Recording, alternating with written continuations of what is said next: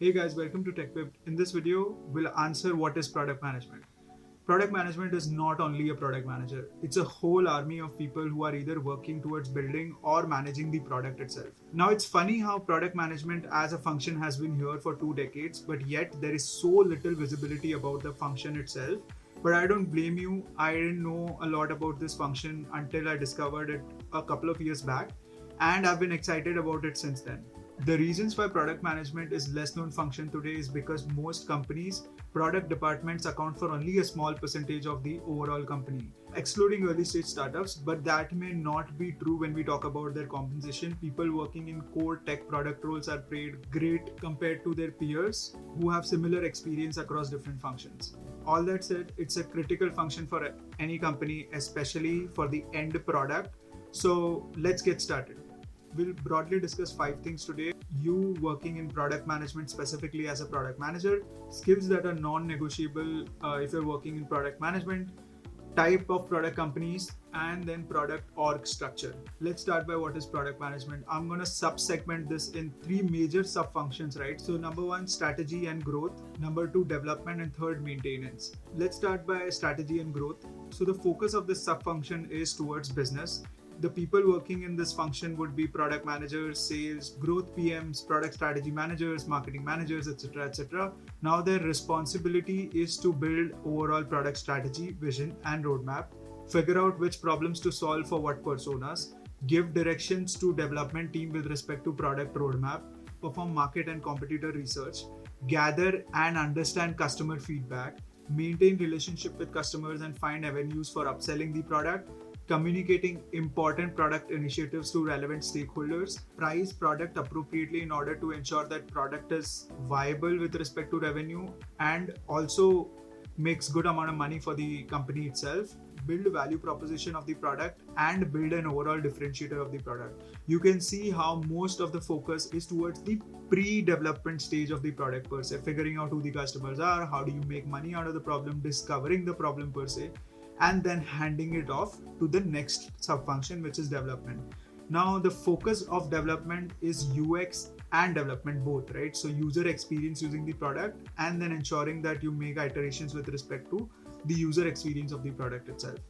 Now, the roles involved here would be product managers, engineering managers, software developer, analysts, product and program managers, growth managers, etc. etc. So anyone who's responsible for building the product per se.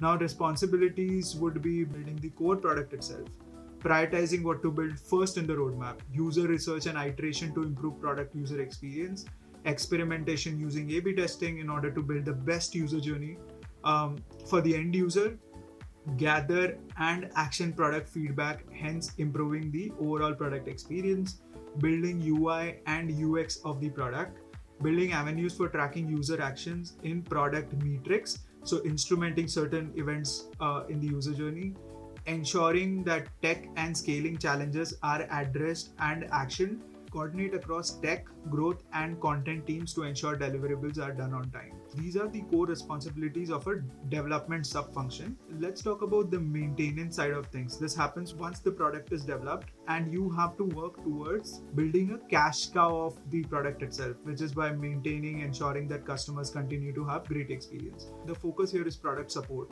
and customer experience. The roles involved here would be product managers, product support, UX, customer success, account managers, etc. Responsibilities is obviously to ensure good experience for the customers using the product, ensuring that feedback of the product is delivered to the development team, ensuring metrics and dashboards are constantly monitored and actioned, upselling more product features to customers, maintaining a relationship with the customer per se. While these are 3 major functions and a bunch of roles together work towards building this function per se, product manager is undoubtedly the cream role of the product management function. It is recurring across all 3 of these sub functions. And if you're looking to break into product management and you don't have experience as a product manager, check out this link in the bio that will help you understand how you can break into product management with no experience. But that said, let's move on to now talk about career progression of a product manager.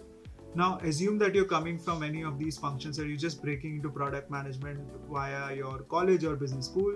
So you may join as an associate product manager, you then might become the product manager itself, you progress to senior product manager next, you then become head of product management, and then VP of product management and director of product management, and eventually become a CPO. So that's like the career journey of a product manager per se.